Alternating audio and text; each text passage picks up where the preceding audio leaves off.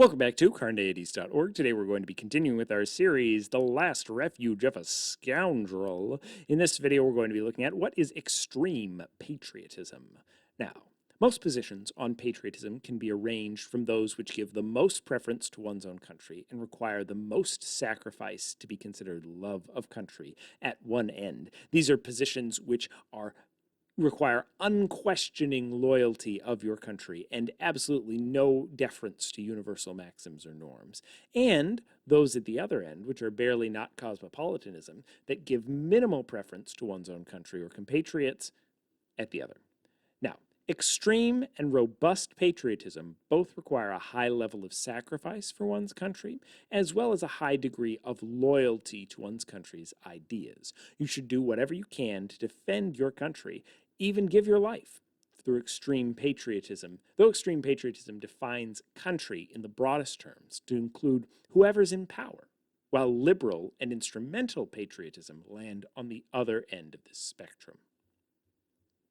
Specifically, extreme patriotism is associated with the idea of my country right or wrong, that regardless of what a government asks you to do, the true patriot will do it. This idea has been associated with Machiavelli, who argued that the preservation of one's own country was more important than justice or ethics. For the extreme patriot, a country's self-interest is more important than universal or cosmopolitan ethical considerations. Love of country, in this case, means following the orders of your government, even if they're wrong.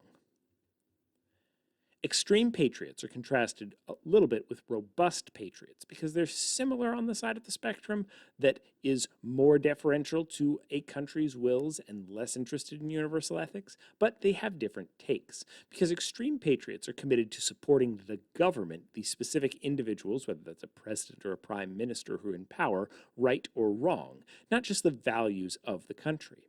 The extreme patriot can't criticize the government, even if the government is acting against the values of the country, much less universal ethics.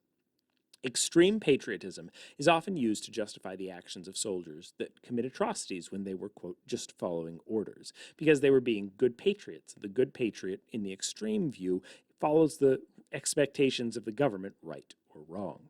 For the extreme patriot, love of country means following orders, even when those orders are immoral, and even when the government is betraying the values or interests of its own country.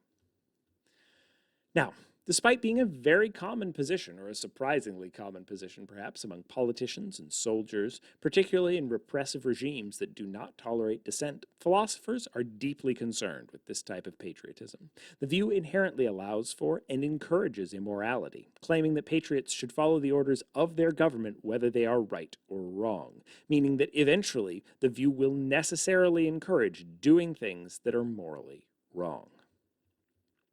Well, I agree that such extreme patriots pose a threat to notions of universal morality and likely will not withstand careful criticism. I'm worried that philosophers that dismiss these concerns so quickly are, to a certain degree, begging the question against the ethical subjectivist, someone who thinks that morals are not universal, but rather indexed to an individual's experience.